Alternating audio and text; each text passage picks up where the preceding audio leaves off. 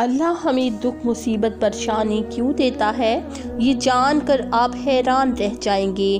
جو مسلمان بہن بھائی پریشان ہیں، ایک بار یہ واقعہ ضرور سنیں۔ اللہ کیا فرماتا ہے ضرور جان لیجیے۔ بسم اللہ الرحمن الرحیم۔ سیدنا ابو سعید خضرہ بیان کرتے ہیں کہ رسول اللہ صلی اللہ علیہ وسلم ایک روز مسجد میں تشریف لائے تو کیا دیکھتے ہیں کہ ایک آدمی انصاری آدمی ہے جس کا نام ابو امامہ تھا۔ آپ صلی اللہ علیہ وسلم نے فرمایا، اے ابو امامہ، کیا بات ہے کہ میں تمہیں مسجد میں دیکھ رہا ہوں اور نماز کا وقت بھی نہیں ہے؟ انہوں نے عرض کی، اے اللہ کے رسول، مجھے غموں اور قرضوں نے گھیر رکھا ہے۔ تو آپ صلی اللہ علیہ وسلم نے فرمایا، کیا میں تمہیں ایسے کلمات نہ سکھا دوں کہ جنہیں اگر تم پڑھو تو اللہ تعالیٰ تمہاری غم دور کر دے گا اور تمہارے قرضے ادا کر دے گا؟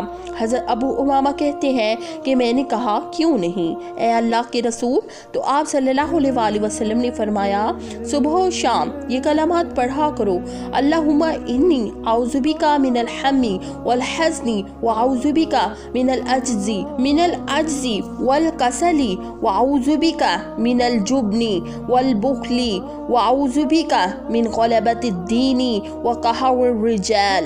ترجمہ، اے اللہ، میں تیری پناہ چاہتا ہوں پریشانی اور غم سے، عاجز رہ جانے اور سستی سے، اور تیری پناہ چاہتا ہوں بزدلی اور بخیلی سے، اور تیری پناہ چاہتا ہوں قرضے اور ظالموں کے غلبے سے۔ سیدنا ابو امامہ بیان کرتے ہیں کہ میں نے دعا کی تو اللہ تعالیٰ نے میری پریشانیاں دور کر دیں اور میرے قرضے بھی ادا فرما دیے۔ یعنی اے اللہ، پاکی تیری ہی ذات سے بھروسہ رکھتا ہوں، رنج و غم کی برائی سے تیری عظمت و جلالت کی پناہ میں آتا ہوں، اور تیری حفاظت کے ذریعے سے ان سے حفاظت چاہتا ہوں، اور تجھ سے یہ سوال کرتا ہوں کہ تو اپنی قدرت کے ذریعے رنج و غم اور ان کے سبب کو میرے دل سے دور فرما اور میرے سینے کو نور ایمان سے بھر دے، تاکہ شیطان اپنے وسوسوں اور شکوک و شبہات سے مجھے غم میں نہ ڈالے اور اپنی ناپاک کوششوں سے میرے ایمان کو خراب نہ کرے۔ اور اے اللہ، اس کے علاوہ ہر وہ چیز مانگتا ہوں جو تیرے فیصلے اور تقدیر سے راضی رہنے میں میری مدد کرے۔ نبی کریم صلی اللہ علیہ وسلم کے پیارے صحابہ کرام رضی اللہ تعالیٰ عنہ مسجدوں اور گھروں میں خلوت و تنہائی پسند کرتے تھے تاکہ وہ اپنے فرصت کے اوقات میں ذکر و اذکار کریں، دعائیں کریں اور اللہ کی مخلوقات میں غور و فکر کریں۔ ان میں سے جب کسی کو کوئی غم لاحق ہوتا تو نبی کریم صلی اللہ علیہ وسلم کی سنت پر عمل کرتے ہوئے نماز کی طرف دوڑتے، کیونکہ بندہ اپنے رب سے سب سے زیادہ قریب سجدہ کی حالت میں ہوتا ہے۔ نبی کریم صلی اللہ علیہ وسلم نے اس حدیث پاک میں دعا کو کلام کہا۔ اس سے اس بات کی جانب اشارہ ہے کہ دعا دل کے گہرائیوں سے ہونا چاہیے اور اس یقین کے ساتھ ہو کہ دعا قبول ہوگی۔ گویا دعا کرنے والے کو ایسا لگنا چاہیے کہ وہ اپنے دل، اپنی زبان، بلکہ اپنے پورے وجود سمیت پروردگار سے بات کر رہا ہے۔ زندگی میں دکھ، غم اور پریشانیاں آتی ہی رہیں گی۔ ایک انسان کی سمجھداری اسی میں ہے کہ وہ یہ بات اچھی طرح سے سمجھ لے کہ انسانوں کی زندگی پریشانیوں اور مصیبتوں سے کبھی خالی نہیں ہو سکتی۔ انسان زندگی کے کسی بھی پوزیشن میں ہو، لیکن غم، دکھ، تکلیف اور پریشانیاں اس کے ساتھ رہنے والی ہیں۔ جیسا کہ اللہ کا فرمان ہے، یقیناً ہم نے انسان کو بڑی مشقت میں پیدا کیا ہے، لہٰذا آپ اگر یہ حقیقت دل سے مان لیتے ہیں تو آپ کے لیے مصائب کا مقابلہ کرنا آسان ہو جاتا ہے۔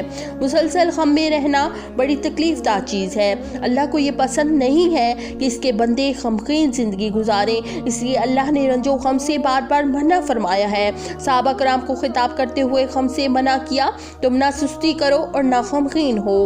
نبی کریم صلی اللہ علیہ وسلم نے غار ثور میں ابو بکر رضی اللہ تعالیٰ عنہ سے فرمایا، غم نہ کر، اللہ ہمارے ساتھ ہے۔ اللہ نے موسیٰ کی ماں کو غم نہ کرنے کی وحی فرمائی۔ ہم نے موسیٰ علیہ السلام کی ماں کو وحی کی کہ اسے دودھ پلاتی رہے، اور جب تجھے اس کی نسبت سے کوئی خوف معلوم ہو تو اسے دریا میں بہا دینا، اور کوئی ڈر، خوف یا رنج و غم نہ کرنا، ہم یقیناً اسے تیری طرف لوٹانے والے ہیں اور اسے اپنے پیغمبروں میں بنانے आने वाले हैं। गमगीन और रंजीदा रहने से शैतान और आपके दुश्मन खुश होते हैं और आपसे मोहब्बत करने वाले तकलीफ महसूस करते हैं। ये गम बड़ी बुरी चीज़ है, इसीलिए अल्लाह के नबी सल्लल्लाहु अलैहि वसल्लम रंजो गम से पनाह तलब करते थे और ये दुआ पढ़ा करते थे, ऐ अल्लाह मैं तेरी पनाह मांगता हूँ गम अलम से, आजी से, सुस्ती से, बुज़दिली से, बुखल से, कर्ज चढ़ जाने और लोगों के खलबा से, क्योंकि एक इंसान का गमगीन रहना,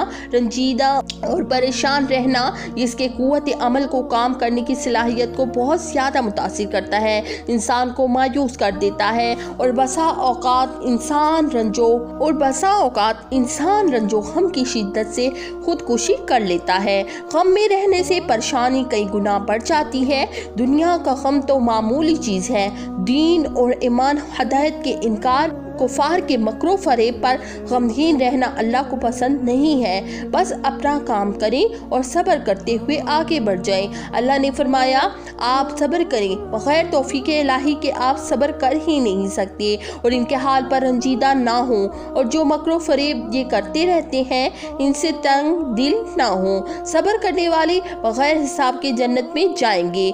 नबी सल्लल्लाहु अलैहि वसल्लम फरमाते हैं कि क़यामत के दिन ये ऐलान किया जाएगा कि अल्लाह ताला जिसका कर्जदार हो वो हाजिर हो जाए। लोग कहेंगे ऐसा कौन है कि जिसका अल्लाह कर्जदार हो?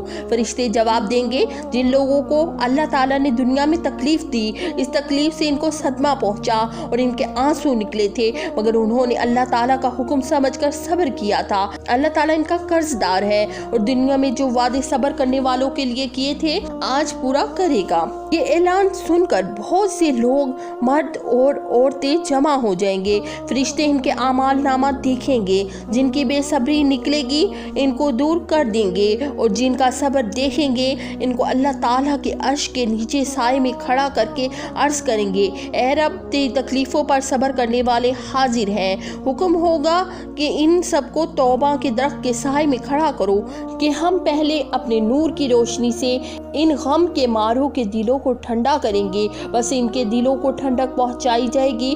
फिर हुक्म होगा, ऐ साबिर बंदो, तो हमने तुमको दुनिया में जलील करने के लिए तकलीफ़ें नहीं दी थी, बल्कि इसलिए दी थी कि आज के दिन तुम्हारे दर्जे बढ़ाएं। बस आज हम इन गमों और तकलीफ़ों के बदले तुम्हारे गुनाह माफ़ फरमाते हैं और तुम दोज़ख के आज़ाब से बरी करते हैं। तुमने दुनिया में सब्र करके हमको खुश किया था, आज हम तुमको खुश करेंगे और बेशुमार नेमतें देंगे। फिर गरीबों से फरमाएगा, ऐ मेरे गरीब बंदो, मैंने तुमको दुनिया में जलील करने के लिए गरीबी नहीं दी थी, बल्कि तुम्हारा हिसाब थोड़ा करने के लिए और आज के दिन तुम्हारा रुतबा बढ़ाने के लिए गरीबी को पसंद किया था। और आज तुम्हारी यही इज्जत और शान है कि हमने तुमको बख्श दिया। और जिन लोगों ने दुनिया में तुम्हारी मदद और खिदमत की थी तो इनको भी बख्शवा सकते हो।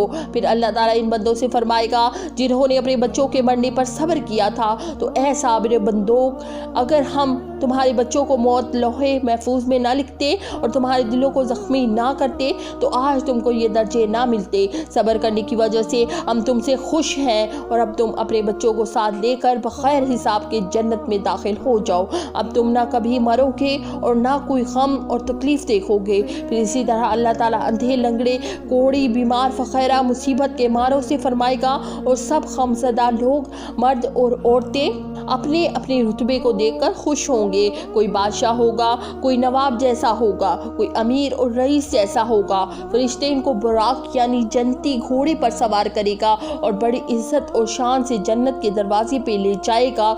जो लोग इस क़यामत के मैदान में हिसाब देने के वास्ते रुके खड़े होंगे और इनकी ये इज्जत और शान देखकर कहेंगे कि ये लोग नबी हैं या शहीद हैं। फरिश्ते जवाब देंगे, ये वो लोग हैं जिनको दुनिया में तकलीफ़ें दी गई, मगर इन लोगों ने अल्लाह ताला का हुक्म समझकर सब्र किया और हर हालत में अल्लाह ताला के ताबेदार रहे थे।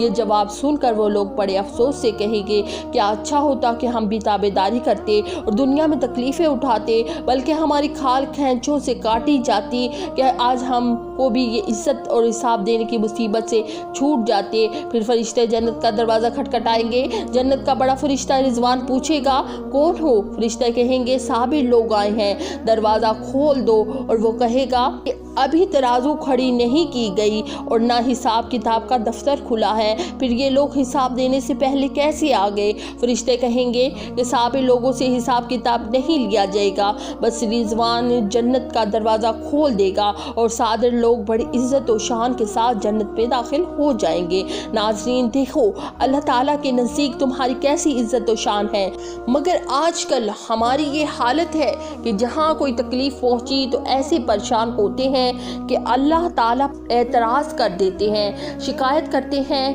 کہ ہم کو کیسی مصیبت پہ پھنسا دیا، یہاں تک کہ نماز تک چھوڑ دیتے ہیں۔ جیسے ایک شخص بڑا نمازی پرہیزگار مشہور تھا، اس کی بھینس مر گئی، اس کے لڑکے نے خبر دی کہ بابا جس کی نماز پڑھا کرتا ہے اس نے ہماری بھینس بھی لے لی۔ کہنے لگا کہ اچھا اس نے بھینس تو لے لی ہی ہے، میں بھی اصلی ماں باپ کا ہوں تو اب ساری عمر نماز نہ پڑھوں گا۔ اور وضو کا پانی گرا کر وہ ظالم کہتا ہے پڑھوا لے نماز بھینس کے مارنے والے، بھلا دیکھو تو کچھ ٹھکانہ ہے اس جہالت کا کہ ذرا سی دیر میں ساری دینداری اور پرہیزگاری ختم کر دی اور خدا کا عذاب سر لے لیا۔ بس دکھ سکھ میں صابر و شاکر رہو، اللہ اور رسول کے حکم پر مضبوطی سے چلتے رہو، پھر اللہ کا انعام و اکرام دیکھو۔ اللہ پاک ہمیں صبر و شکر کرنے والا بنائے اور ہمیں دین کی بہتر سمجھ نصیب فرمائے، آمین۔ ناظرین کامنٹ باکس میں اللہ تعالیٰ کے 99 ناموں میں سے ایک نام ضرور ٹائپ کریں۔